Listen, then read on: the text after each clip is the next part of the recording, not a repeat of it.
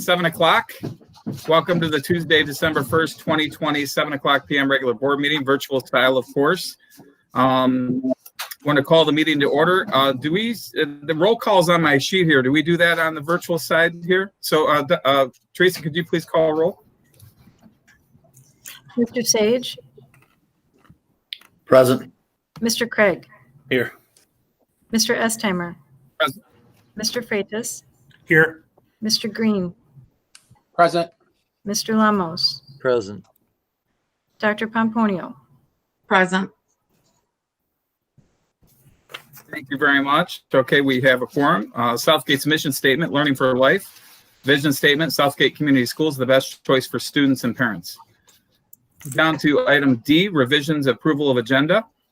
Tim, did you do the national anthem? Oh, sorry, I skipped over that. Pardon me. All right, let's do the pledge. Here we go. I'm not singing. I pledge allegiance to the flag of the United States of America and to the republic which stands one nation. Nation under God, indivisible, with liberty and justice for all. Thank you, Andy. No problem. All right, we'll go down to item D, revisions, approval of agenda. I'd like to make a motion to approve the agenda as presented. Thank you, Dr. Pomponio. Do we have support? Support. Thank you, Mr. Green. Any discussion? Hearing none, please roll call the vote. Mr. Craig? Yes. Mr. Freitas? Yes. Mr. Green? Yes. Mr. Lamos? Yes. Dr. Pomponio? Yes. Mr. Sage? Yes. Mr. Estheimer? Yes. Thank you. Motion carries. Item E, citizens' comments. At this point, we do not have any citizens' comments, so we'll move to F, presentations. The summer 2021 renovation update, Mr. Kokoski. All right. Good evening, everyone. Yeah, I wanted to present to you today. As Jill had mentioned, we have Mark McPartland with us with TMP Architecture as well today. But the work that we're working on right now, we have a couple different projects going on. The one that we're talking about today will be the 2021 renovation work that's going to occur at Ford Line, Grogan, and a little bit of Davidson for next summer's work. So we're going through the design right now. Just wanted to kind of update you on the progress. We're through schematic design at this point. So we're actually just about through design development, the next stage of it. But this presentation really takes us through schematic design. Yes. Can I interrupt you for a second? Ms. Pastor has something to say. I'm just wondering if you're going to present your presentation, Rob. I was going to, yeah. Okay, just making sure. Yep. Thank you. So yeah, just kind of wanted to walk you through, give you an update on where we're at schematic design, which essentially is roughly about a third percent of the way done or so through design. We continue to work forward through it, but three main things that'll kind of focus on here today, give you an update on the schedule, the scope, and the budget of where we're at right now. So along each of the phases along the way, we'll come back and present to you again. So we'll walk you through this right now. And then if you have any questions, either myself or Mark hopefully can answer them for you here today. So let me present here.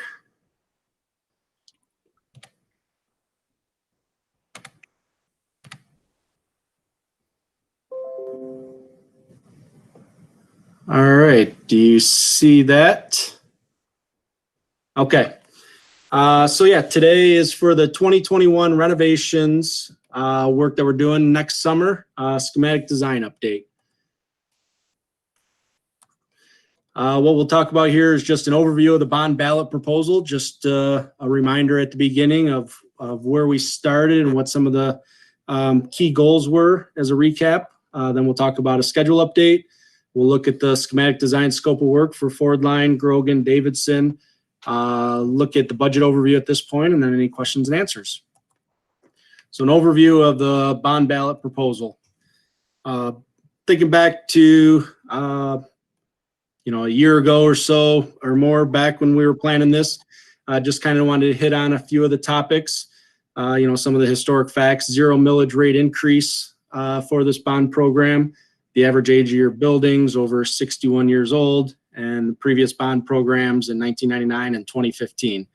And some of the goals and objectives: provide school safety and security enhancements, update technology for essential 21st century learning, preserve educational facilities, infrastructure, and impact every student in the first 2 years. So just a reminder, you'll see this on pretty much all the presentations that come to you, just to remind everybody of some of those goals and objectives of the bond program.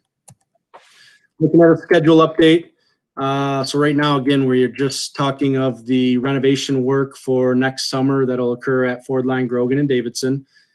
Schematic design documents and the schematic design estimate are complete. TMP is working to complete the design development documents by the end of November. Those have actually been completed. TMP sent those out to the team on Monday here. So we are starting to dig into those. As noted, the bond team to review the design documents by mid-December. We'll be working on those. Granger's working on their DD estimate. So basically what that does is schematic design is pretty high level. It's a lot of written descriptions of the scope of work. It's high level drawings, starting to just figure out, design what's going to be included in there. Then we start to hone in when we get to design development. You're getting a little bit further along with the documents, a little bit more detail that Granger, the construction manager, can start to really hone in the prices right now. They're using a lot of assumptions and past experiences that they have, and just conversations with TMP working through that for their numbers. So as we refine this process and get to the design development, it's starting to get a little bit more focused. You're probably at 60-70% of the way through the documents being complete. And then after design development, we'll move to the construction document phase, which is really the last 20-30% of the documents, where you really start to hone in the details of exactly what's going to be occurring. So right now we're moving forward. The design development is essentially done at this point. So we're working on that estimate, and we'll have an update here for you into early next year with that. So as mentioned there, the final check of construction documents we're looking to have complete by January 21st, and target to have this out for bid by the end of January. Bid it through February and be coming back to the board for approvals, hopefully in March. And then construction would potentially start around May, depending on exactly what the school year looks like and all that. Maybe some second shift work if we can get in there, if there are students in the buildings. If not, maybe there's other work we can do, but generally try to start around sometime in May, get a little jump start on the summer, and then really, mid-June, when everything's shut down for the summer, really kick into construction and target to be complete by the end of August or late August, to be complete and ready to turn that over. So kind of gives you a quick little high-level overview again of just the renovation work that'll happen at Ford Line, Grogan, and Davidson for next summer.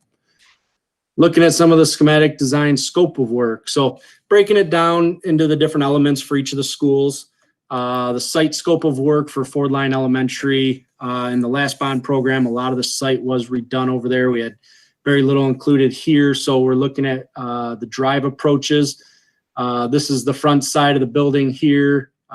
This is the back side, and I apologize, I don't recall what street that is offhand, but we're looking at doing the drive approaches to that new drive on the back side. The drive was redone in the last program. Look to do the approaches, and then this road that cuts through there, that approach is pretty bad. So looking at doing some of the site work around there to fix up what wasn't completed in the last bond program. We get into the architectural work. The architectural work for this includes the renovation of the bathrooms, both student and staff toilet rooms. That was a big key component of the bond program, was upgrading the bathroom facilities. We're looking at replacing all the classroom flooring, painting the exterior end walls of the gymnasium roof, repair and paint the interior end walls of the gymnasium roof, and replacing some exterior concrete slab at the northeast entry that is kind of busted up for that building. So when you look at an overall building map of that, the red toilet rooms that you see throughout are getting complete gut renovations of these bathrooms. The blue ones we're targeting to do more of a finish upgrade. They're in a little bit better shape, so might not require full gut and replacement, but it would be a complete upgrade to it, to the finishes in there, whether that's new ceilings, new paint, new fixtures if needed. Each one might be a little bit different, but really it's not going to be a full gut all the way down, just be a renovation. So you can see every bathroom in this building, we're looking at trying to touch for that included in there right now. When we look at the flooring, all the classrooms are noted with, right now we're looking at a luxury vinyl tile floor in those classrooms, and we'll go through some of the examples that we have here in a minute. But you can see all the classroom spaces are included to be replaced for flooring, and then the blue shows the tile that would be installed in the bathrooms. So you can see a majority of the building flooring is being replaced. When we look at the mechanical and electrical systems, we're replacing the air handler units for the gym and the cafeterias, replacing a boiler in the building and the associated piping with that, the domestic hot water heaters, the cabinet unit heaters in the corridors and at the entries to the building, select roof exhaust fans, upgrading the classroom lighting with LED lighting is included. And then in the buildings, there's a few older electrical panels that we're looking at replacing. Any of them that are outdated or older or having issues, we're looking at replacing some of the electrical panels. And then adding some receptacles in the classrooms to support technology. So really when we looked at the program, again, it was a lot of the components that weren't touched in the last program coming through and replacing the rest of those mechanical and electrical systems that essentially weren't touched in the 2015 bond. When you look at the schematic design, building floor plan of that, the yellow shows all the areas that are getting the new classrooms, and then the blue or purple shows the anywhere there's mechanical units that are getting replaced. So you got the new rooftop units, you got some domestic hot water heaters, the boiler in the mechanical room, and then the new cabinet unit heaters spread out throughout the building. So good portion of the building getting mechanical upgrades and electrical upgrades. Excuse me, through the chair, I'm sorry to interrupt. Are these examples of the SD documents you'd mentioned in the first or second slide? These are more, there are more details with the SD documents than what we're seeing here. We could get, there is more detail. It's not quite as simplistic or basic as this, but it's, not too much further off. It would be a floor plan like this showing the work with a lot of write-ups and a lot more descriptions of work. No rush, when you have a moment, can you just send us a copy of one? Yeah. Thank you. Yep. I can email through a set of documents. All right. Pardon my interruption, Tim. Thanks. No problem. Let me just make a note of that real quick. All right.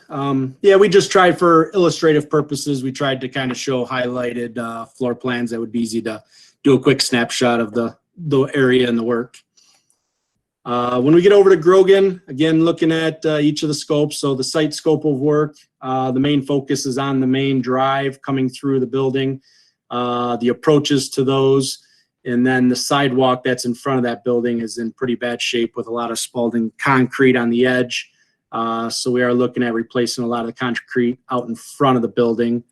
And then there's a sidewalk to one of the main entry doors in the front. So again, a lot of the site work was done in the last bond. This is kind of picking up some of the areas that didn't get replaced to kind of finish off that site work out there. The architectural scope of work, very similar across the board at the elementaries. We're replacing the corridor doors,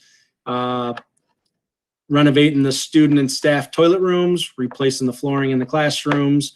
At Grogan, we're actually looking at replacing the egress windows in the classrooms, and then repairing some defective EFIS system panels around the exterior of the building. So when we look at that, here again, you got the bathrooms, the big, larger gang bathrooms getting the complete renovation. And then there are some smaller bathrooms that are in a little bit better shape that we're looking at doing just, more of a finish upgrade in there to bring them up to snuff with the rest. And then you can see the doors in this building. Grogan does have a lot of older doors in there, and in the last program, we replaced the hardware to make sure the doors secured and locked. Now we're going to come back through and replace the doors in a lot of those classrooms and student spaces. Looking at the flooring, we have the LVT in all the classrooms getting replaced, and then the blue shows the hard tile that would be replaced in the bathrooms throughout. Again, a good portion of the building getting new flooring, as spelled out in the bond. We get into the mechanical, very similar scope of work as you see in that Ford line. The air handler units for the gym and cafeteria, replacing the boiler and the associated piping, replacing the domestic hot water heaters, the cabinet unit heaters in the corridors, replacing the roof exhaust fans, the classroom lighting again getting replaced in this building. Select electrical panels that are dated and need to be replaced, and then some additional electrical to support technology as needed in these classrooms. Again, shows the yellow shows all the new lighting in the spaces that's being called out, and then the blue shows the mechanical. You got the boiler, the domestic hot water heaters, the cabinet unit heaters, and the rooftop units. Davidson scope of work, architectural. So Davidson right now in this series is only getting work related to the classroom doors and the student and staff toilet rooms. Davidson is slated for a lot more additional work that'll be done in series 2 upcoming. But the main focus with this series, because it is down the road, was to get in there and do some of the, do the critical things with the bathrooms and the safety of the classroom doors. So that's what we have included right now for this first series. But like I said, there'll be more work in series 2 that gets done at Davidson down the road.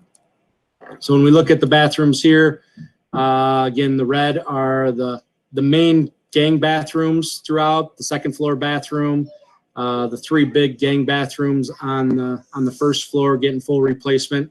Then they have a lot of staff toilets and single bathrooms that are in a little bit better shape out there that will look to do the renovations, the upgrades versus a full gut replacement.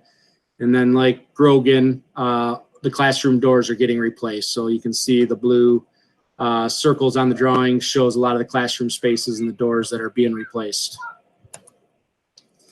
Looking at the flooring options, we had a small committee that was put together to look at multiple and many different variations of flooring and different color patterns and stuff. And the selection that's been made at this point is an LVT. It's a luxury vinyl tile flooring, very durable, low maintenance cost. It's not a floor that needs to be waxed every year like your traditional VCT that you have in a lot of your classrooms or in a lot of your corridors. And this kind of shows there's a 3-color pattern associated with that. And then they kind of have a overview of the pattern for that, a close-up, and then a step back for the classrooms. So that shows you the flooring for Ford Line and Grogan. We get into the bathrooms. Again, Anderson bathroom we renovated a couple years ago in the last bond program, kind of using that as a little bit of a marker for the initial design. So we're using very similar tile.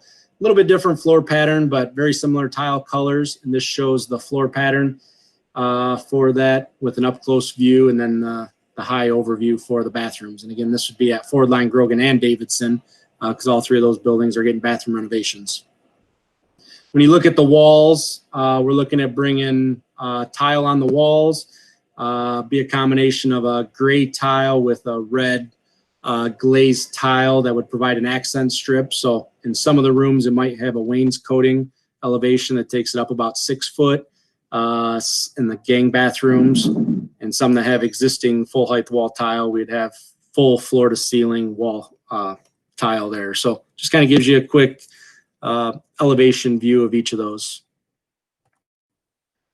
Any questions on scope or anything that I can answer right now that we kind of touched on for each of the schools, scope-wise? I have a question. For the renovation of Ford Line, maybe it's later in the game, but when you were looking at the plan to upgrade the classrooms, was there any discussion on like maybe finding a better way to have walkthrough in those classrooms for teachers so they don't interrupt the classes? Was that ever discussed? Or maybe it was too much, maybe it's too much money, but Yeah, I would say when the committee was, put together last summer, talking through the scope and stuff, that really, I don't recall that being a topic that we talked about. Unfortunately, with that layout, that'd be a very large change that would be needed for that, and that definitely wasn't something that was talked about or planned with this bond program on that. okay, thank you. The other question I had is, with all the upgrades to technology that you mentioned with the outlets and things like that, are there any outlets going to have USB or USB-C plugins at all? Good question. I would have to talk more on technology for that versus, this part of the construction. We have a technology consultant that'll help actually with the technology side. So we have not talked about that on the construction side. We could look into that possibly a little bit more. Okay, I just wanted to bring it up because I thought about it. I didn't want to forget. Thank you. Gotcha. I appreciate it. I got one for you, Rob. And Yeah. I'm assuming it's already been done, but with these are these rooftop units for the HVAC or are they ground units? They are rooftop units. Actually, each of the buildings have one unit that currently is inside in like a second floor mezzanine that we're actually looking at moving them out of that mezzanine and up onto the roof, right above where they're at right now. And the roof's been inspected where we don't have to worry about any issues with the roof? The roof, that actually we have a separate consultant for that. In the last bond, we did about 40 to 50% of the roofs on each of these buildings. And then through this bond program, we'll be going back through. They actually just were approved, I believe last month or maybe in October, for approval. And they're just starting to do their site walks and they'll be doing roofing packages according with that. So really when the end of the bond is over, your roofs will have all new roofs from 2016 through 2025 will be the time frame of all the roofs being done on all the buildings. Okay. All right. Thank you. You're welcome. Mr. President. All right. If there's any other questions, we can answer them here at the end. I just figured. Yeah, we have one more, Mr. Green. Oh, yes. Rob, it's me. It's Andy. How you doing? So I know there's a lot of moving parts. Different people are doing what. And with the COVID, it's difficult. But just explain to me, please, so I know who's the final say or who's double checking some of this stuff. I mean, we're doing all this stuff with the buildings now, and if let's say somebody put the wrong electrical unit, this and that, and I only bring this up because we know someone missed the ball on the football field. I mean, that's a pretty big deal of a different color, and I know Mr. Sage was handling that, but where's our safeguard? Who's double checking all this? Where's that final say where we're making sure everything we paid for is being done in the right manner, so we're not in another situation like we got in the football field? Well, for these projects moving forward, related to the construction, we'll have both. The turf field was a little bit separate project. It was a standalone project that we had an athletic consultant involved, related directly with that. With all these projects that we have related to construction and the renovations in the building, we have TMP as the architect and Granger Construction as the CM. Granger will be overseeing the day-to-day, construction activities. They will be the one in charge of making sure all the stuff gets done. And then on top of that, TMP will be coming through, doing their checks on a weekly basis. Once we get rolling, they'll have their field rep that'll be out here, going through all that, and we'll be doing, punch lists at the end. But essentially you'll have more sets of eyes on it related to, we'll have the Granger's the CM overseeing it, as well as TMP as the architecture. And we will also have a commissioning agent for a lot of the mechanical and electrical.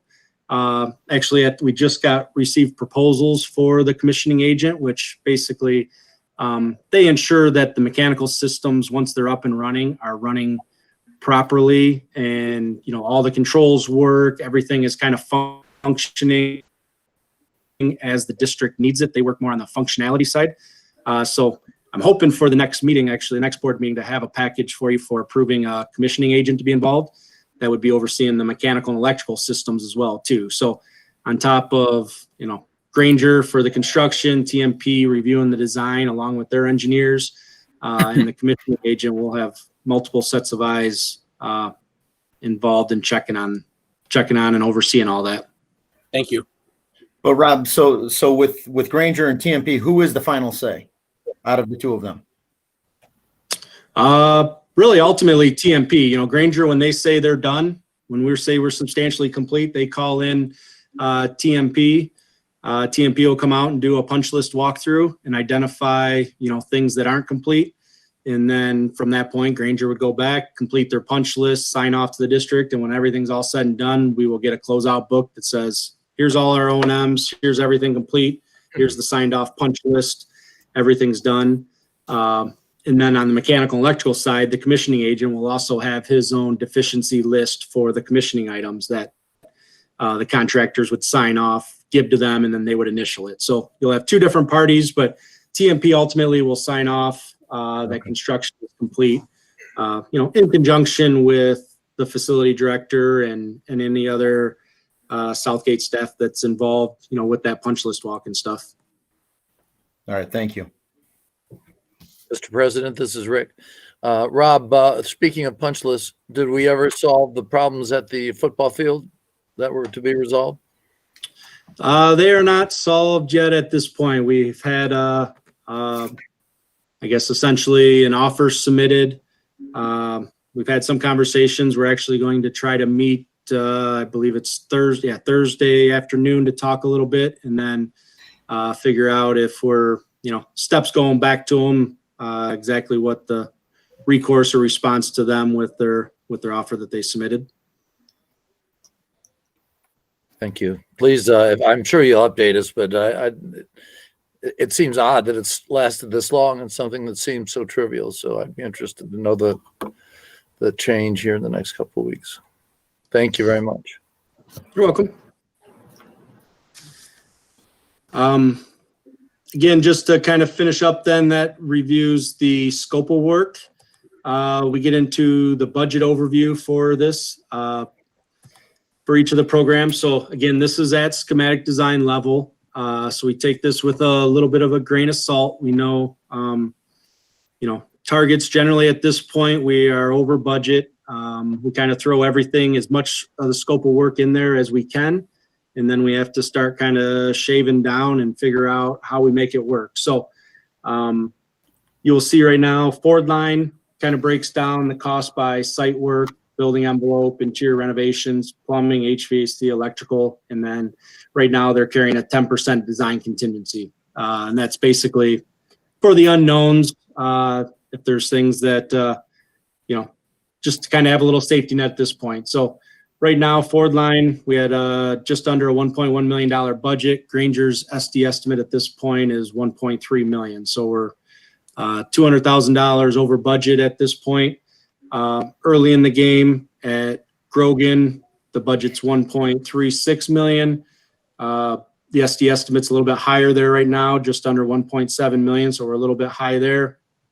And then at Davidson, our budget's $616,000 and our estimate's just over $1 million. So a lot of these reflect, again, this estimate was a few weeks old, that we're working through. Design development documents have been done. We have been tweaking those. We have been working through trying to come up with cost solutions for different things. It's not just necessarily cutting scope. It's finding alternative ways to do things, or different products, or whatever we can. So we are working on that. We know our goal, typically at this point in the game, you'd like to try to be in the 10 to 15% range over budget. We're a little bit over that right now. We're working on honing that in right now. Hopefully when we get through DD, we're somewhere in the range of, maybe 10% or under 10% over, and we'll continue to work through that. So the team has weekly meetings that they work through, start developing cost control logs of items to discuss and work through that. So as we get closer to the final bid time, the hope is to have the estimates a little bit closer to our budgets when we hit the streets for bidding. So we have our work cut out for us. The team knows that. Both TMP and Granger are working on that and continue to get that down. So we will update you guys, in the future as the progress gets a little bit further along, but kind of gives you an overview of where we're at right now with the budget. So with that kind of concludes everything I had related to the scope, schedule, and budget. Any other questions that I can answer for you guys, or anything specific for TMP or Mark that they can answer? Mr. President, I just want to mention that with these ongoing concerns that we have, can we have some communication before the next presentation, or is that possible? Like updates, or like with the budget, or, because I know you do these, with your presentations, but I'm kind of concerned of, how far over budget we may go, or with the football field, I kind of want to put some solution to that. But it's like kind of pushing along. I don't know what I don't know until your next presentation, but if we can have some updates, that would be great. Yep. All right, anybody else? All right, thank you, Rob. I appreciate it. Thank you, Mr. McPartin. Thank you. All right, We're we're going to move on to presentation number 2, Return to Learn, the suggested metric by the Colt leadership team. I'm not sure who's presenting tonight that specifically, but what I'd like you to do is please, one at a time, just introduce yourself, those of you who are here from Colt.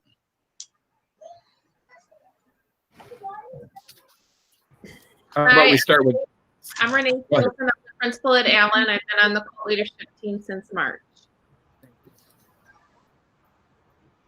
Michelle Baker Herring, the director of curriculum, and I have also been on the Colt leadership team since March. Jason Martin, principal at Ford Line. Been on Colt leadership since March.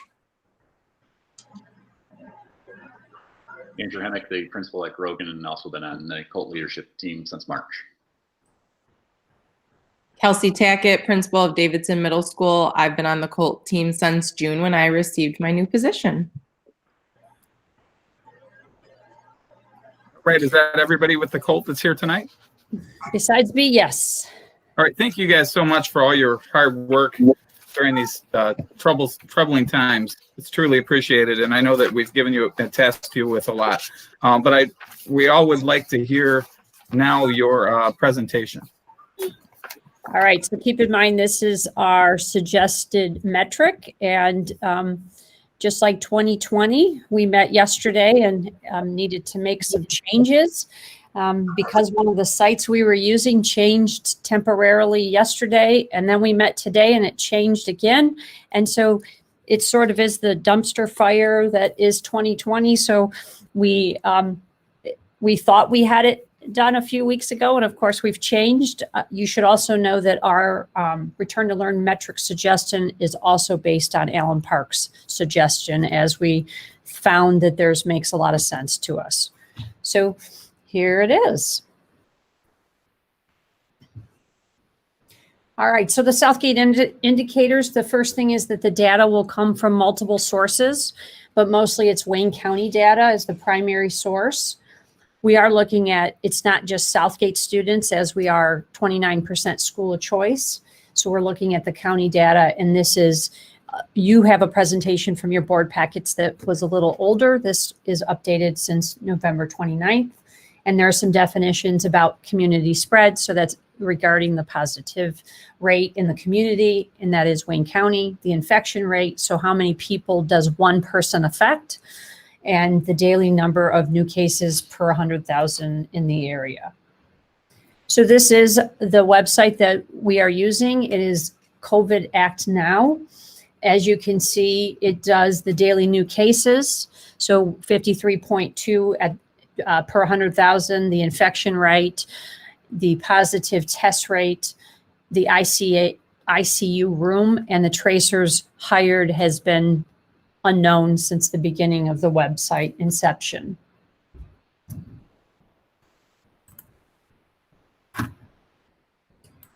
Hi there. I am Dr. Baker Herring, the Director of Curriculum for Southgate Community School District. And we're just sharing a short little video to hopefully give you a better understanding of our data points that we're pulling for our metric to determine our mode of instruction as we move forward in our return to learn plan. So we are using the covidactnow.org website, as it is truly a really robust, concise place to gather lots of information. So as you can see, we're looking at Wayne County, and you're able to see the daily new cases per 100,000, the infection rate, and the metric that we're primarily using to determine our mode of instruction for when we return to learn is the positive test rate. So I'm going to kind of go down here a little bit to kind of go over the positive test rate. So as you can see, this graph shows the daily test rate as you track along the different dates. It's got your 7-day average for the positive test rate. So you can see this website calculates a 7-day trailing average. So while each one of these dates is not exactly the actual positive test rate for that specific day because it's a trailing average, this does a nice job of showing what the percentage is for the last 7 days. So as you can see, today's date is December 1st that I'm recording this, and the most recent data point that we have is from November 29th. So again, looking at the different indicators, we're using the positive test rate percentage to determine our mode of instruction. So for example, our spreadsheet that has the information from the COVID Act Now website.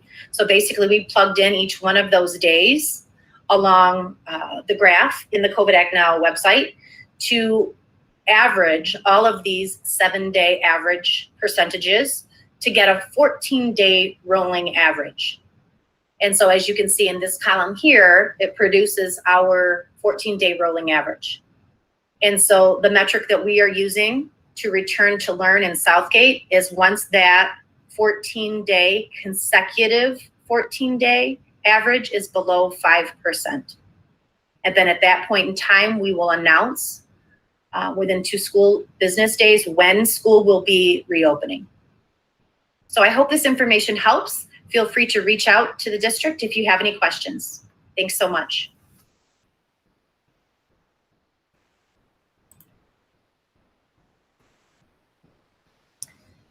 All right, so I'm going to invite any of the COLT leadership team to pipe in if I forget anything. So just looking at a little closer, here's the positive test rate, the 7-day average that Michelle just talked about, and we are in the high range right now at 14.4.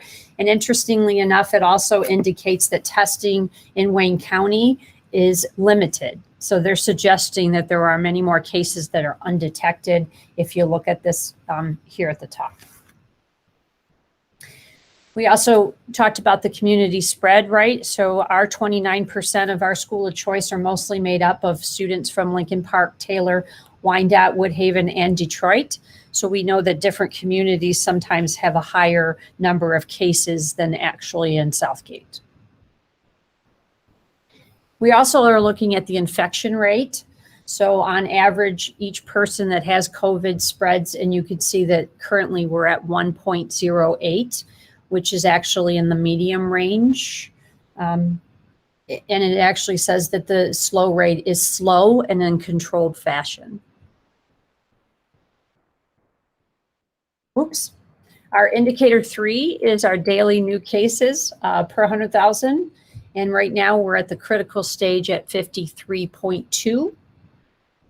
And you can see where we've been, and they obviously color code it based on if you're medium, high, or critical risk. So just to just to remind you what Michelle basically explained is that we're suggesting that this is the metric we use to determine when we go back to a hybrid in-person model, when the positive rate is below 5% for 14 consecutive days. We're using that COVID Act Now website. And again, it's that 14-day rolling average.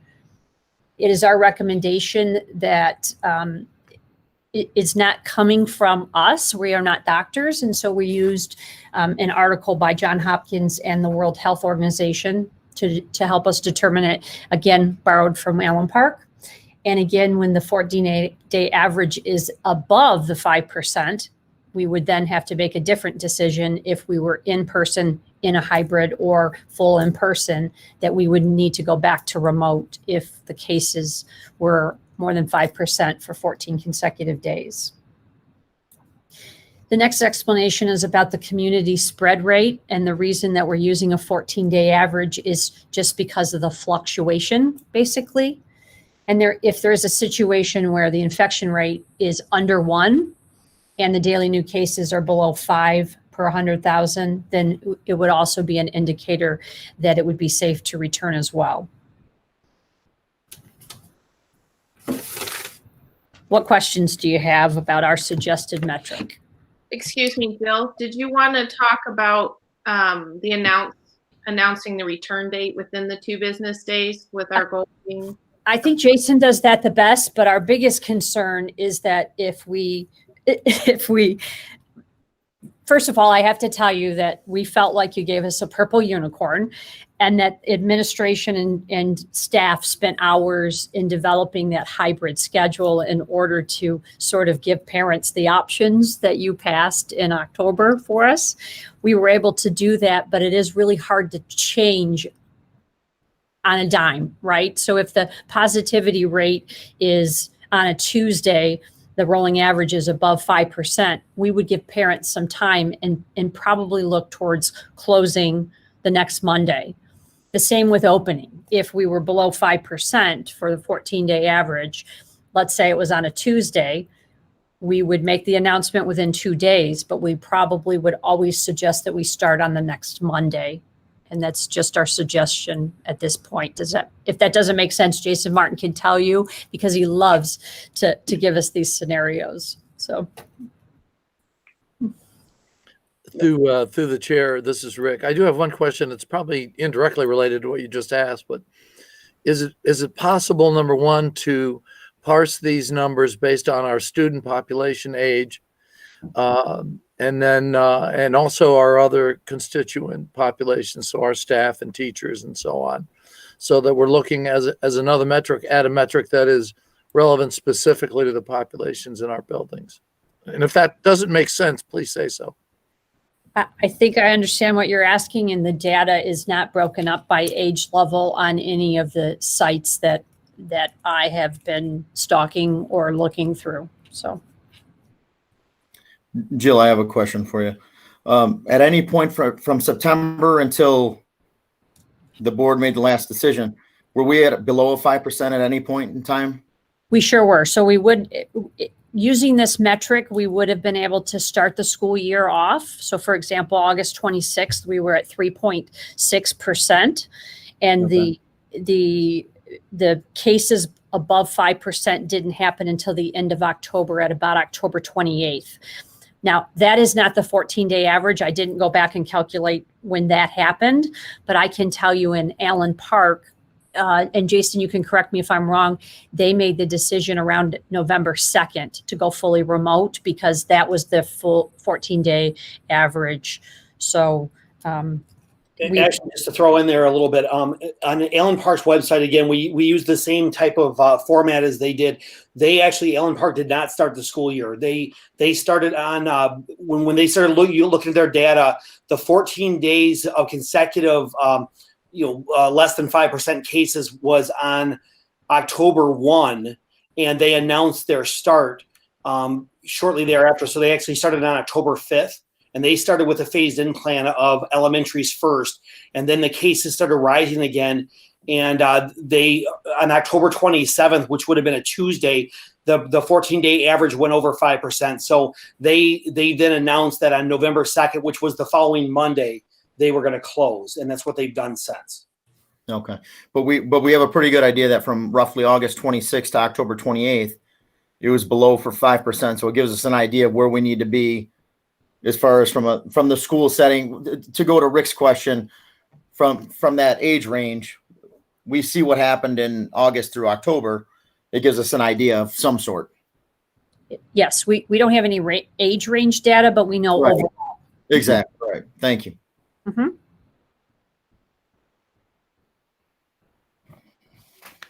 Any other questions for Colt leadership? I have one question. Yeah, Mr. Craig. So this basically takes all the decision making away from the board? Absolutely not. As by law, you have to meet once a month and talk about the mode of instruction. So if the board wants to use this 14-day rolling average percentage, the board would be looking at the superintendent conveying that message so that you would know when we were close. My understanding is in Allen Park, they actually post it on their website so that it's very transparent, so people can see that they're approaching either the positivity rate low or high, or below or above 5%. Is there a minimum amount of time? I'm sorry. Is there a minimum amount of time established that we're going to stay out once we decide to go out, or? No. So right now the board's last decision was to stay remote through the first semester. So January 22nd. So next Tuesday you'll be voting again. And my guess is that you would make that same mode of instruction recommendation to keep us remote through January 22nd, and you would meet again. You have to discuss the mode of instruction again at one of your January board meetings. I meant within this model, does it, if you go out, are you out for 2 weeks, or are you? You're in this model. Constantly chasing it? In this model, you're essentially watching that 14-day average. So if we go out 1 week, like to use your scenario, on Tuesday we go above. We're in school. On Tuesday we go above the 14-day average. We make an announcement within 2 days, which would be Thursday, to say on Monday we're starting remote. Okay. Mm-hmm. We start on Monday remote, and on Tuesday, the 14-day average changes back down. So on Thursday, we say we're back in school the following Monday. I guess what I'm saying is, does this model build in a minimum amount of time? Once we go remote, are we remote for 2 weeks, or is it going to change as soon as it changes back? So I can speak to the Colt leadership team. We did not discuss keeping us out. It was based around the 14-day rolling average and not making sure that we stayed remote for 2 weeks. Or I think all of us are watching and hoping that we can go back to the June, July, and August percentages that were actually in the threes and really low for a while after this surge and this most recent closures statewide. Right. Oddly, the June and July numbers were when we weren't in school, right? Right. And nobody was in To school. answer your question, Mr. Craig, just a step further, that 14-day rolling average kind of starts over. So if we go out, like using your scenario, on that Monday, that is day one. If Tuesday is less than 5%, that becomes the new day one. Then day 2, 3, 4. When we hit 14, then we announce going back live. So it kind of starts that cycle over of 14 days. So okay, so it's not constantly looking back 14 days then. The spreadsheet is, but what it's doing is it starts over, because we're looking for, what we're recommending for you to vote on tonight is a consecutive 14 days. Well, so day 7 percentage jumped back up. We now start over again and say, okay, we're looking for 14 consecutive. Okay, I mean, we're not voting on anything tonight. Nothing's on the agenda to vote on, but that's I just wanted to understand the point of if there was something holding that time period. So if it's 14 days, that's good. I'm good with that. Thank you.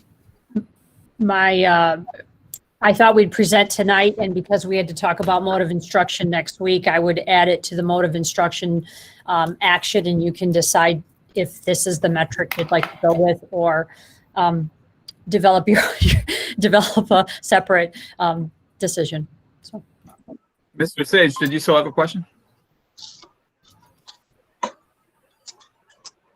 you still have a question, Mr. Sage? Apparently not. All right. Can you hear me okay? Yep. Now I can. Yeah, I was just saying with the website, you know, we're going off of Allen Park's statistics. Okay, thank you. Wouldn't it be wise to put it on our own website? yeah, yes. So if the board decided to do this, we would have our own interactive, which is why, for example, Michelle did the video. The video would be part of the explanation for parents so that they can see. Those things were the things that were posted on the Allen Park website. If the board decides to use this metric, then we would add that to our COVID transparency. All of that would be up and on our website for Southgate. Any other questions, comments? Yeah, I think having some facts, you know, backed by science and some data to guide our decision certainly is going to be helpful for us. And it's definitely transparent. You know, the parents can follow along and you know, having a metric. I think that was our goal, is to be able to have something that you can actually check yourself. And it's not just by the will of the board, even though we do have a say in the matter. Ultimately, it's nice that that we can use this facts, data, and science to guide our decision. So thank you so much for the time spent on this.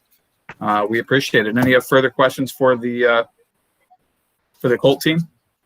Just thank you. Thank you, guys. All right. We're going to move on to the consent agenda.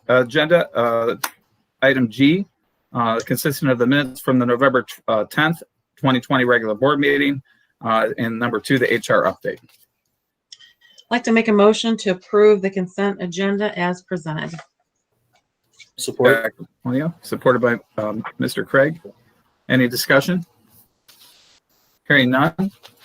Ms. Growski, will you roll call vote that, please? Mr. Freitas, Yes. Mr. Green, Yes. Mr. Lamos, Yes. Dr. Pomponio, Yes. Mr. Sage,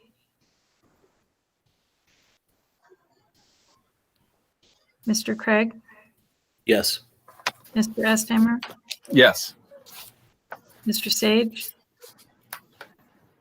Sean, do you hear? He looks like he may be frozen. It's frozen.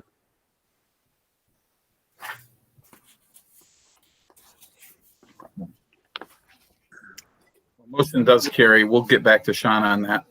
I'll text him.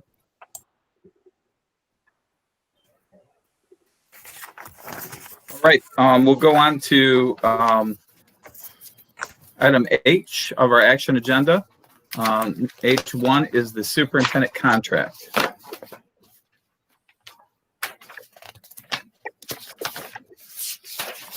The approval of the employment agreement. The motion that you'll be making would be to approve the employment agreement between Sharon Irvine and the Southgate Community School District effective January 1st, 2021 as presented. And Mr. President, this is Rick. I so move. I make a motion to approve the employment agreement between Sharon Irvine and the Southgate Community School District effective Jan 1, 2021 as presented. Support. Thank you, Mr. Lamas. Who supported? Support. Mr. Craig. Thank you. Any discussion on this item? Yeah, I have some discussion. Dr. Pomponio. On number 4, it says in the language, I think it's the first sentence, it's very long. It says, and keep the board fully and properly informed of relative to educational policies and practices in the school district. But is she keeping us informed, or because the board creates the policies? So I'm not sure. That's confusing to me.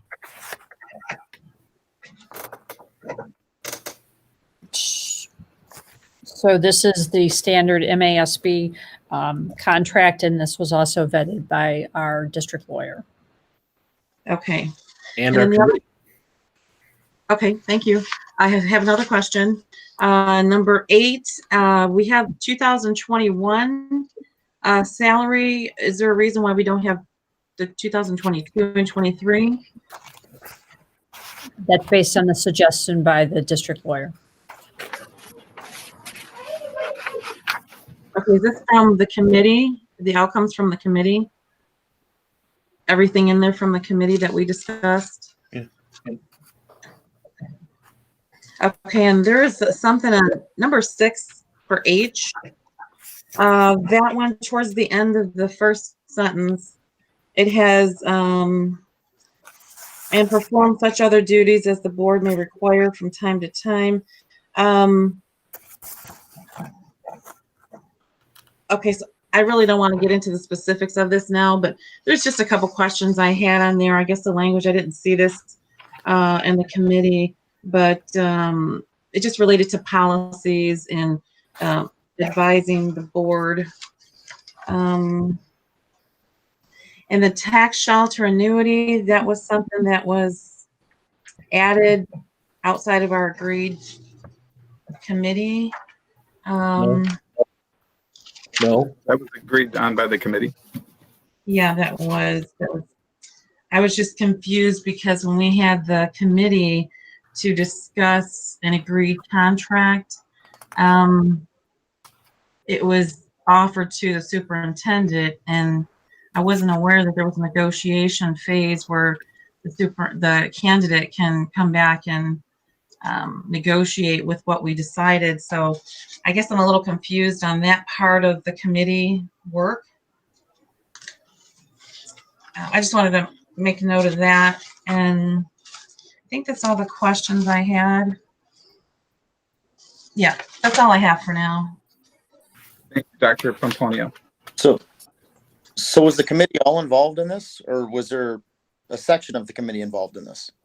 Every agreement that was made by the full committee, which would have been myself, Mr. Craig, Dr. Pomponio, under the advisement of Ms. Pastor.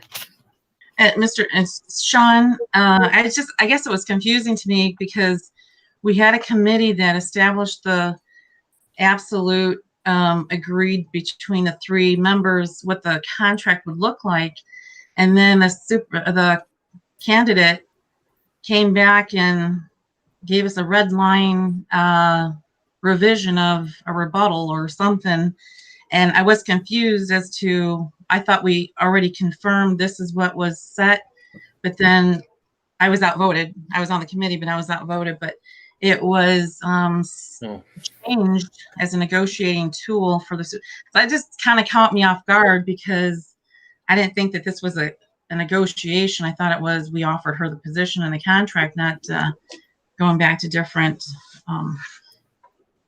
things that she wanted. She wanted a bunch of extras, so I was a little unhappy with that.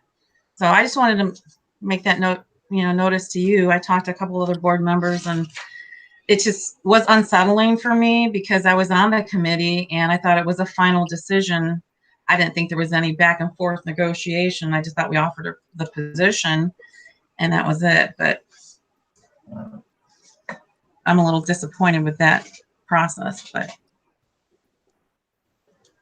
I just say, I have concern if the committee is not working as one unit. I mean, is it, I wasn't there, so I don't know.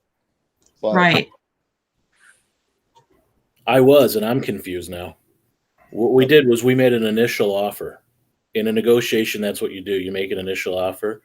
She counteroffered. We offered the contract to negotiate. I'm sorry, I'm talking. So we did an initial offer. She counteroffered. We counteroffered, and she accepted. That's the process of it, and the whole committee was part of that and understood that. Well, this part of the committee didn't, and I let you know that. So I didn't like the fact that, I'm sorry, go ahead. I was just going to say the final sentence that was sent, I think by you, was that you spoke with Miss Pastor, and you supported the decision that was made, and you were the last one to speak to this You point. can say that all day long, Tim, and you know, I agree with Miss Pastor, but I'm telling you today, this is how I feel. You know, I believe that when someone accepts a contract, or when they accept a contract, that, you know, in good faith, they work with our district. Our district is not, you know, over 30% in our budget.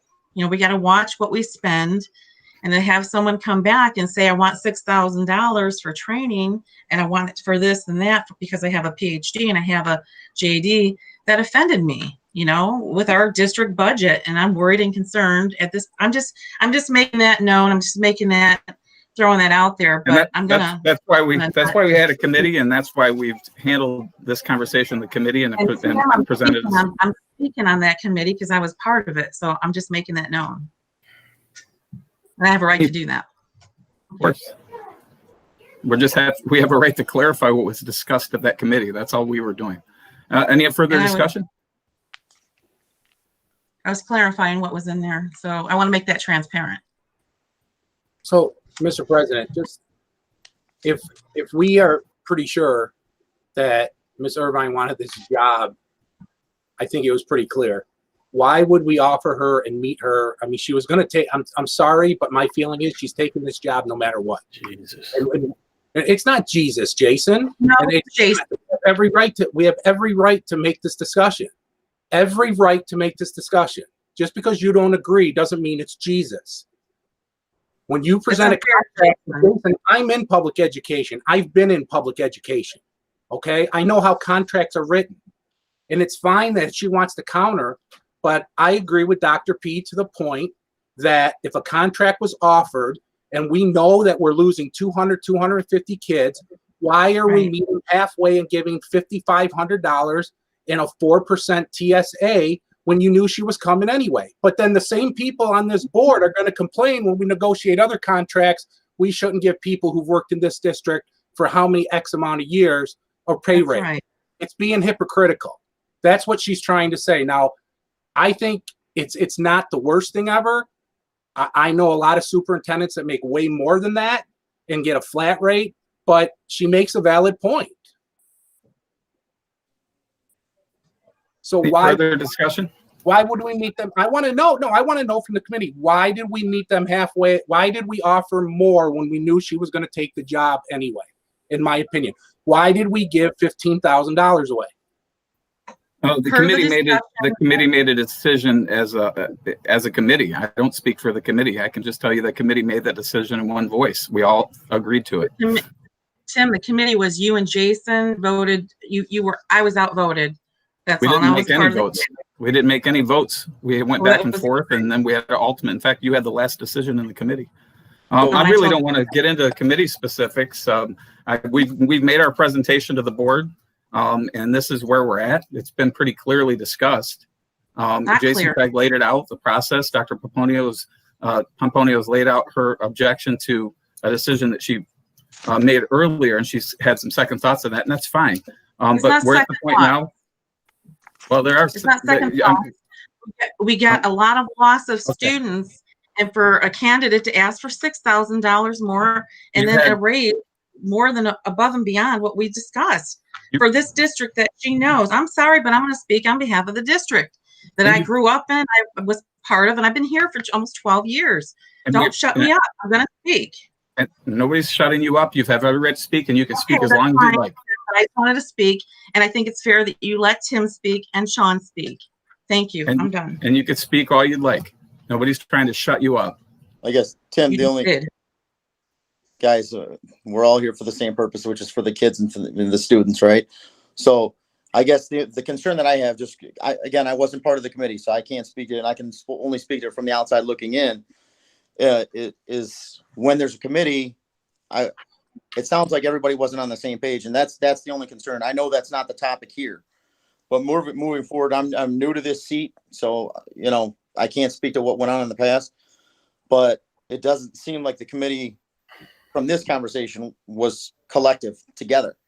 And I don't know, according to you, there wasn't a vote. I don't know if there was a vote or not, but that my only concern is if everybody in that committee didn't have a voice, and that I can't answer because I wasn't there. Mr. President. Transparent. That's all. I'm just trying to be transparent. Mr. President, there's, just so we don't conflate things, there's two different things we're talking about here.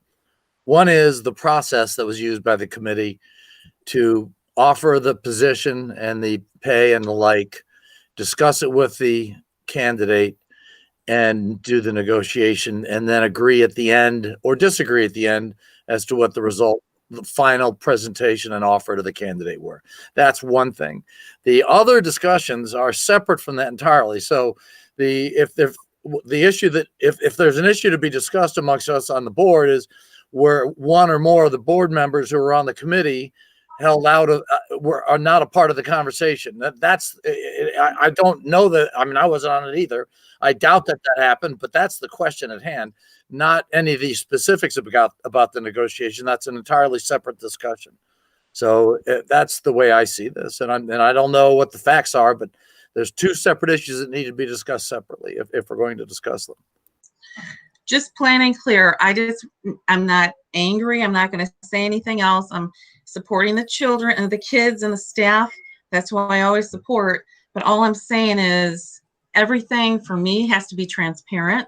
I'm not hiding anything, and I want to make sure that that's on the record. That's all I want to do. I'm not going to argue it. I'm not going to argue with anyone. So I just want to make sure that's on the record. Well, if through the chair, this is Rick again. If you were kept out of negotiations and communications that were critical to making the final offer, that's one thing, and we should know that. There was three of us, and I didn't agree with what happened at the end. But you were part of the process, and for whatever reason, disagreed. We were welcome to do it. We made an offer, and then I didn't agree with what the comeback was, what the return response was. That's where my. So thank you very much. So I guess from my that I wasn't sure that, I knew an offer was going. I didn't know there was going to be a negotiation phase after that. So but again, I wasn't part of the committee. But I was not aware that. I thought the offer was put on the table. I didn't know it was a negotiating factor there. Ms. Pastor, I hate to put you on the spot, but just for clarification purposes, because Rick brings up a good point, and for transparency purposes, in your opinion, do you believe all members of the committee were involved in this process from start to finish?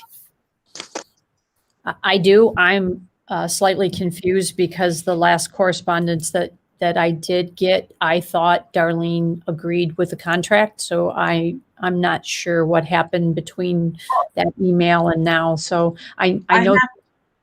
I'm sorry. Go ahead. I know that she's stating how she feels today, and I understand that. And she has every right to do that. Yeah, and so it's just to be clear, it's not how I feel today. That's how I felt before, but I agreed to put a period at it and let you guys move forward. That's what I was doing. I said, I'm going to go with what Jill said, and I wanted to move the committee forward because it wasn't everything that we didn't give her everything that she asked for.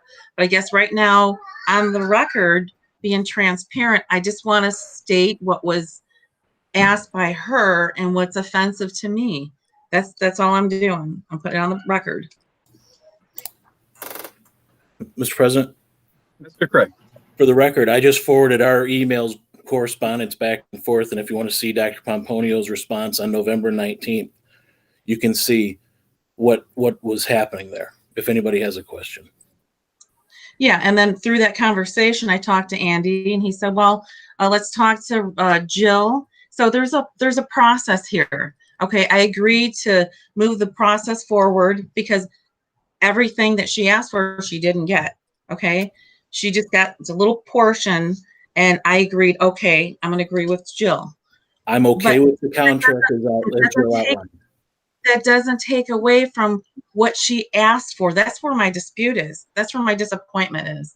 And it's not saying that we gave her everything. That's not what I'm saying, Jason.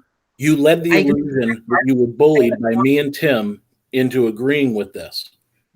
This No, I email did not. contradicts that. Move the process forward, period. I still am disappointed in her asking for 6,000 for her JD 6,000. So I'm going to end it right there. I don't want to blow this up to a bigger thing. I'm just saying it's disappointing. So I'm letting the public know I'm being transparent. That's all. I can't hide it. This is how I feel. And that's it. I'm moving on.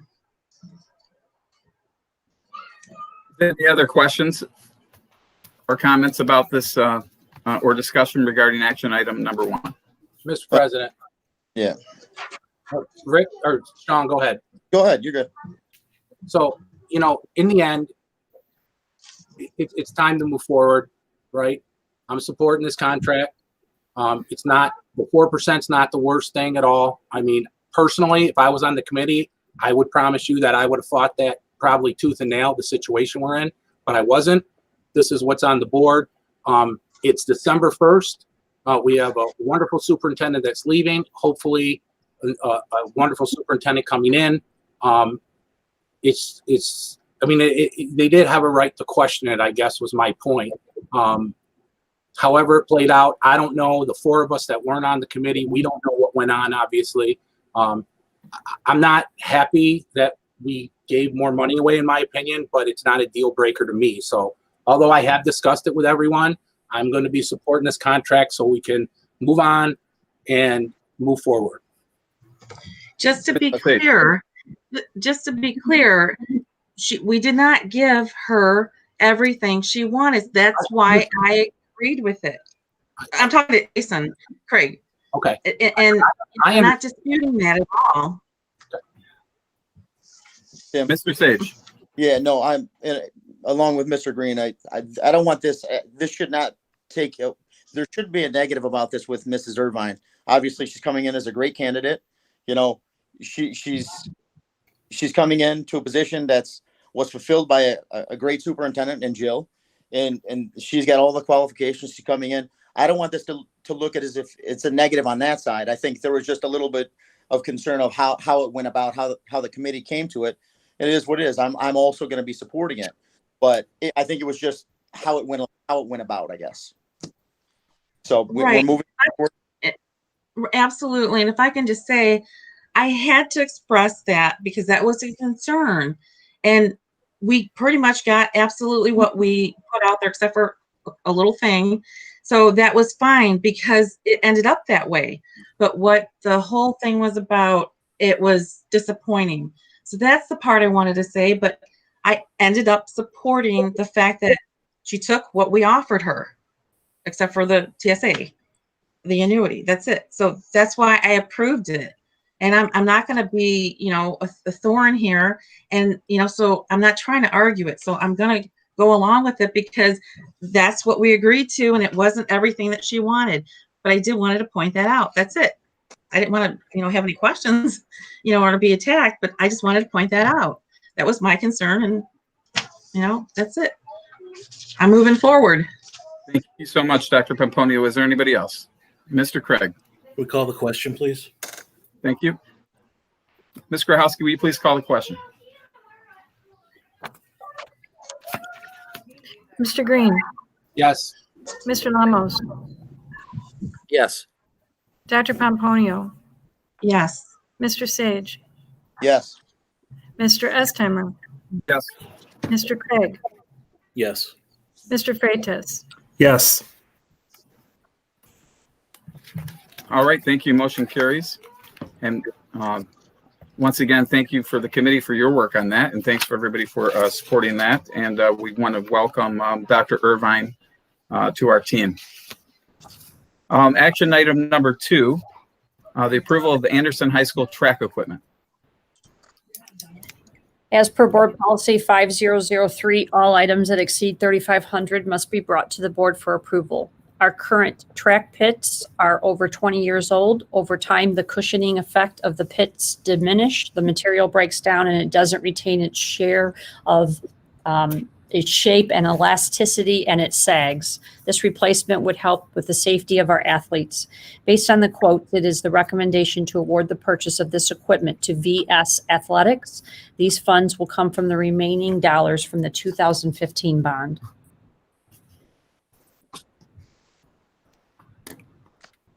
Yeah, I couldn't turn my microphone on. I appreciate that. Is there any questions for staff?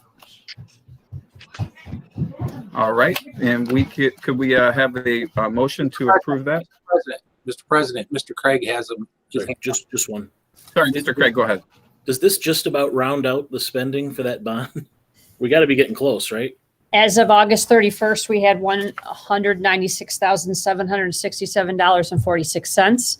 So tonight's two purchases will diminish that somewhat, but we're still going to have a little bit left.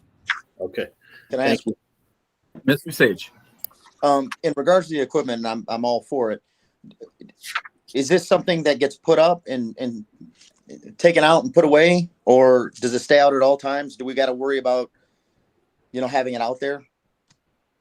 Oh my gosh. So I'm not sure. Does somebody from the high school know if this stays? I don't know, because obviously we want the community to use in the area, but if we don't want people, vandalizing anything, obviously. I'm not sure, but I know the old one has been around for a very long time. Kelsey, do you know? If it's the high, oh my God, my husband's sawing. I'm sorry. If it's the high jump and there's a cover for it, but if it's the actual sand pit part where they jump into, it would be something that would be stationary. Right. Okay. Thank you. Through the chair, I'd like to make a motion. Make a motion to approve the purchase of a track pit equipment as presented for Anderson High School, not to exceed $30,237. Thank you, Mr. Lamas. Support. We have support. Mr. Sage supports that. Any further discussion?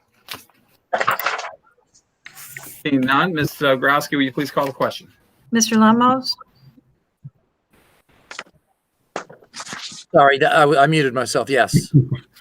Dr. Pomponio, Yes. Mr. Sage, Yes. Mr. Craig, Yes. Mr. Estheimer, Yes. Mr. Freitas, Yes. Mr. Green. Yes. All right, motion carries. Thank you. I just want to say that this was scheduled to be on our March agenda before COVID hit. So I know that the track department, athletics, the athletes really appreciate it. So thank you. Can I just say that the next three action items are a repeat of the employee layoffs or furloughs that were presented and approved by the board in the past. This takes us through the end of the first semester. Thank you. And Mr. Green is going to read those for us. Why not? Action item number 3, this is employee layoffs. We're going to start with food service. Mr. Estheimer. Yes. Since I've been what is it called? The tributary in the Hunger Games. I would like to make a motion that whereas the Board of Education of the Southgate Community Schools has reviewed funding and need for employees in the food service program for the 2020-2021 school year, and whereas the administration of this district has notified the union representing the employees and affected staff members of the contemplated layoffs and hour reductions, and whereas the administration of this district has reviewed applicable legal and contractual procedures and has recommended the temporary layoff and reduction in hours for all food service programs personnel. Now therefore be it resolved that 1, the following staff members are hereby placed on temporary layoff, reduced hour status effective Wednesday, December 2nd, 2020.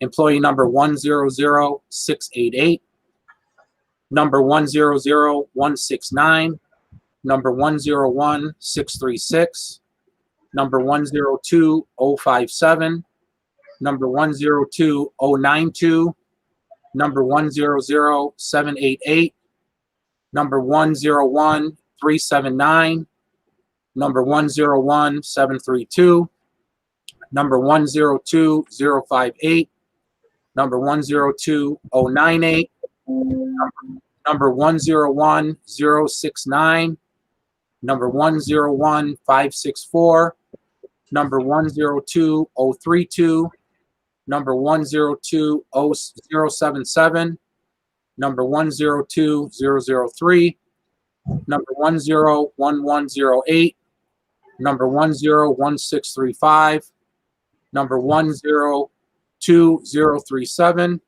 number 102080, number 102026, number 101117, number 102084, and number 102052.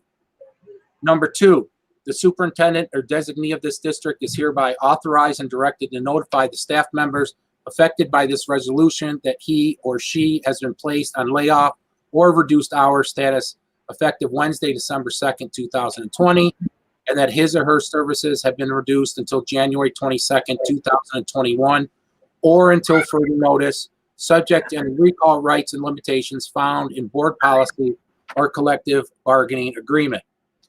And finally, number 3, the superintendent or designee of this district is hereby authorized to take all the other measures necessary and proper to implement the foregoing staff layoff or hours reduction, all resolutions and parts of resolutions insofar as they conflict with the provisions of this resolution B and the same are hereby rescinded. Support.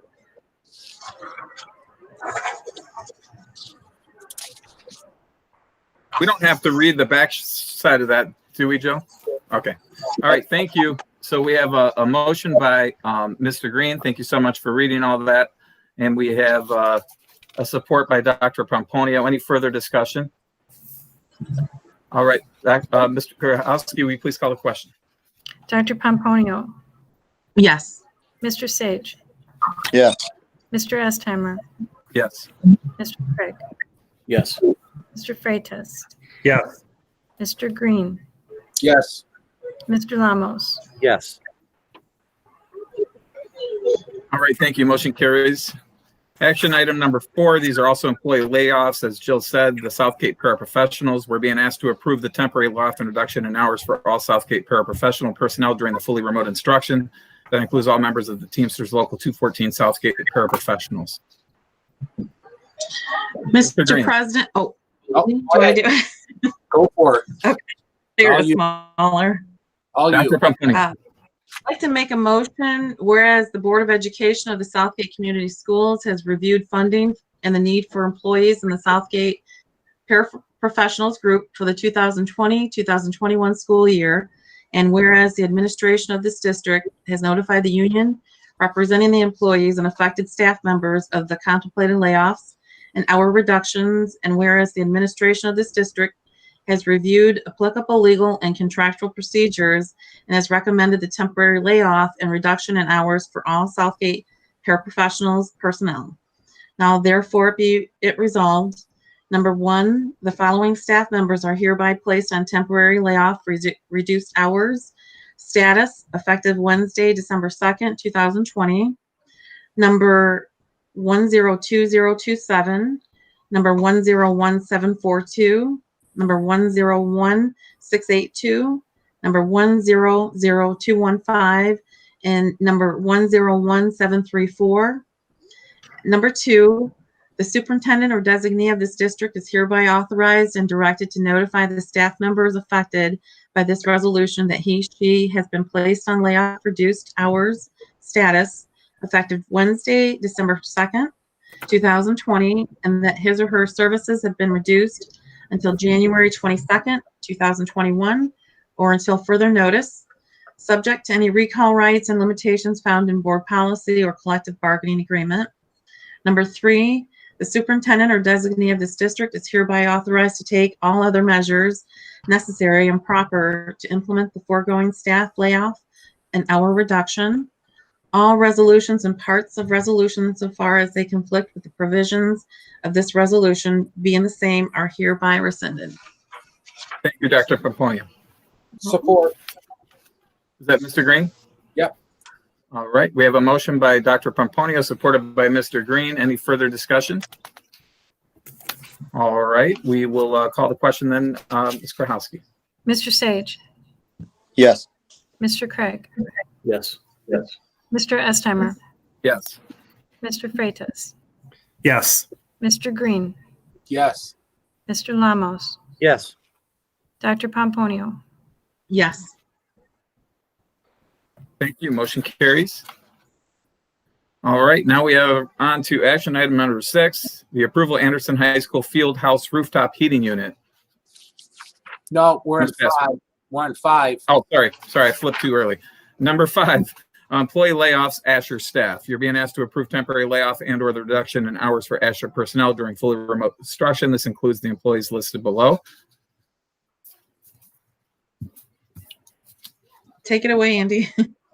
Mr. President, Mr. Green. I'd like to make a motion, whereas the Board of Education of the Southgate Community Schools has reviewed funding and the need for employees of Asher School for 2020-2021 school year, and whereas the administration of this district has notified the employees and affected staff members of the contemplated layoffs and hour reductions, and whereas the administration of this district has reviewed applicable legal and contractual procedures and has recommended the temporary layoff and/or the reduction in hours for the personnel listed below.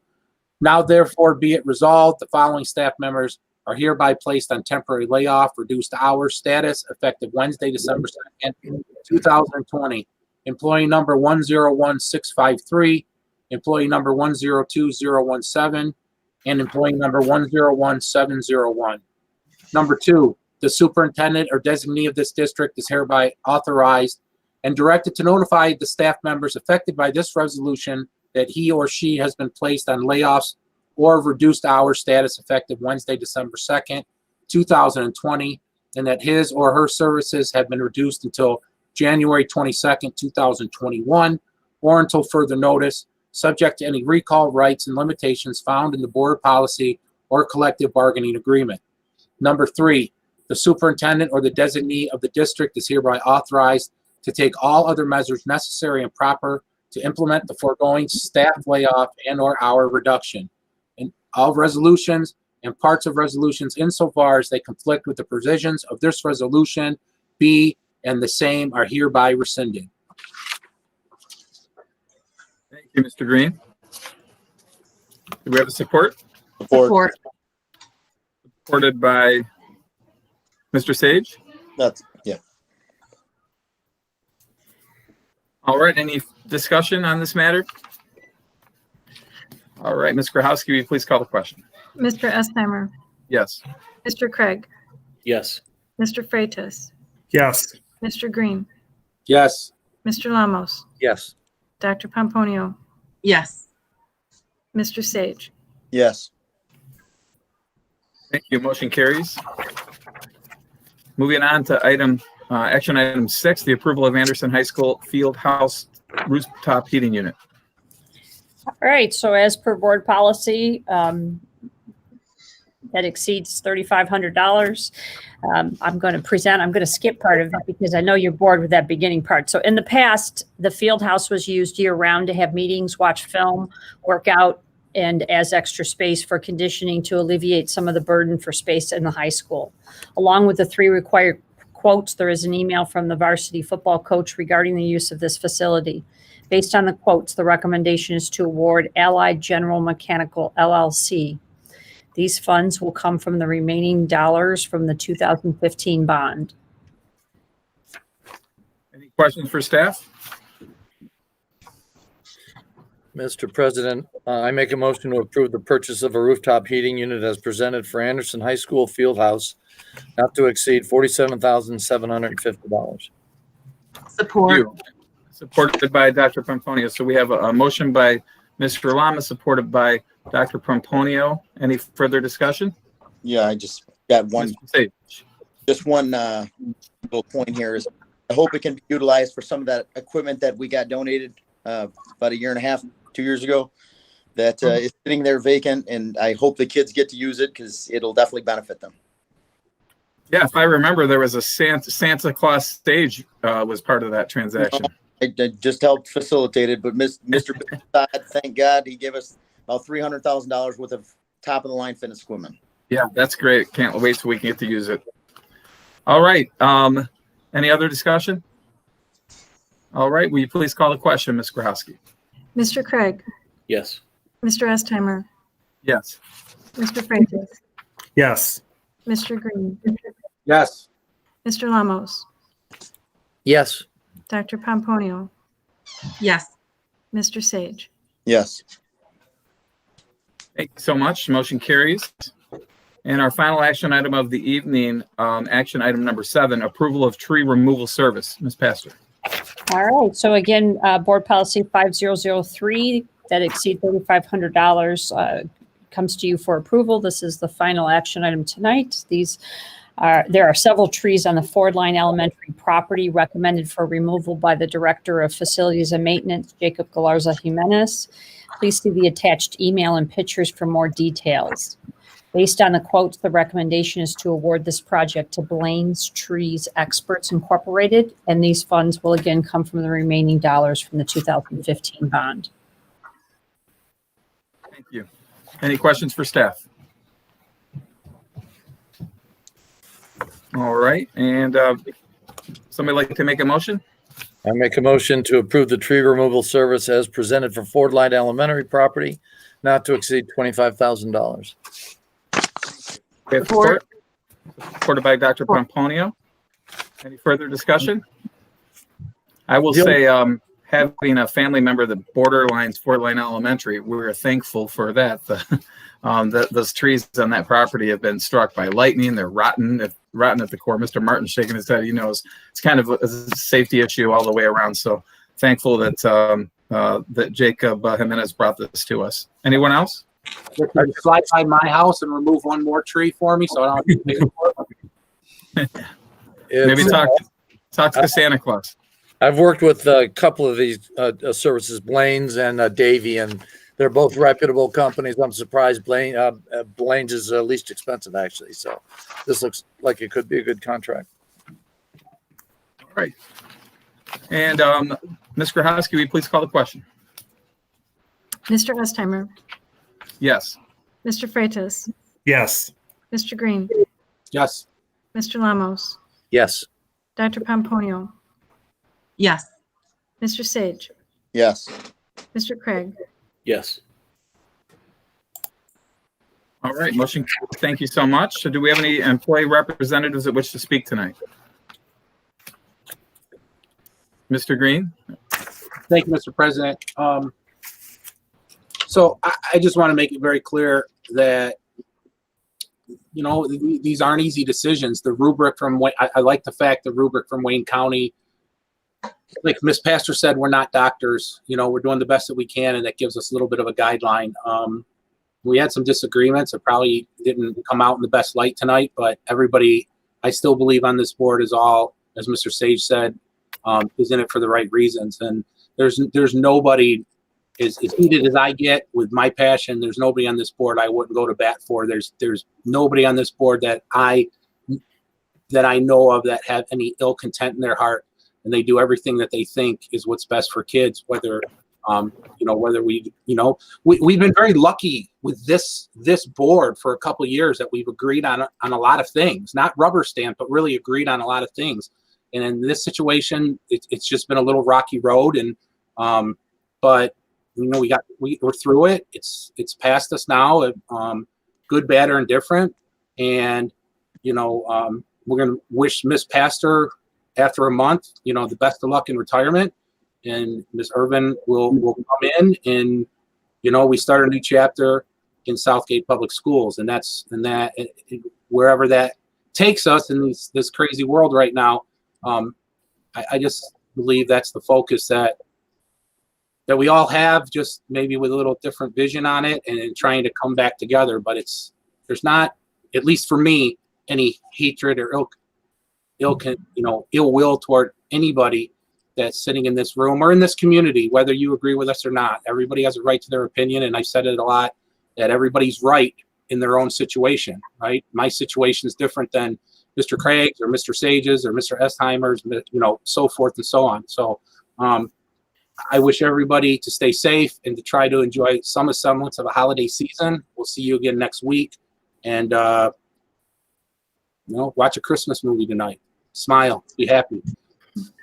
Mr. President, I Mr. rarely, Lemon. I rarely speak on these opportunities here, but something would be wrong with us if we weren't having some of the contentious discussion we had tonight, and even recently in the past. So, I mean, it's opposite. This is all good. So we're doing it the right way. Anyway, everyone have a good evening. We'll see everyone next week. Mr. President, Dr. Pomponio. Off of Andy, I want to apologize. I don't want to come off as angry. I'm very centered and objective, but when it comes to the students and the staff of the district, I get passionate about wrongdoing or things that, just don't sit well with me. But ultimately, just to clarify, everything worked out. And again, just like Andy said, I don't have any ill will, and I look forward to moving forward. And so with that, happy holidays, everyone. Thank you. That's all, Ms. Pastor. Ms. Pastor. So I just wanted to point out that we did put the new 2021 student calendar. So the United Teachers of Southgate, some administration, we met and changed some of our professional development days to Wednesdays, since those were our lighter remote days, so that we would be less impactful to students. So we did move many of our Thursday PDs. We had a Tuesday PD. We moved everything to Wednesdays. So that reflects the calendar for the rest of the year that's currently posted on our website as well. So. Yeah, thank you, Ms. Pastor. And I also noticed, we don't have that calendar in here, but I did notice it was in the Google Drive that you sent to us. So if you guys want to refer to that, it is in there as well. Or at least I don't have a copy of it, but I did print one. You didn't get, oh, you did get it. Okay. If All right. anyone else needs it, just let us know and we'll get it in this week's packet. And it is on that Google Drive, so it's easy to get. Any other board members or employee representatives wish to have any information or announcements? All right, seeing none, I will also say that we'll save our goodbyes for Jill next time, but I do want to once again welcome Dr. Irvine to the district, and we will see you all for a special early edition of our board meeting. It's our last meeting in December. Next week on Tuesday. We were originally supposed to meet on the 22nd, but if you follow the calendar, but we moved early on to have the meeting moved up to December 8th. With that, I will take a motion for adjournment. So moved. Rick? All right, Mr. Lamas? Second. Mr. Green? All right, anybody have anything else to say? All right, and if you could roll photo us out. Mr. Freitas? Yes. Mr. Green? Yes. Mr. Lamos? Yes. Dr. Pomponio? Yes. Mr. Sage? Yes. Mr. Craig? Yes. Mr. Estheimer? Yes. Thank you. We are adjourned. Ms. Pastor, can you stay on for a second? I got to talk to you.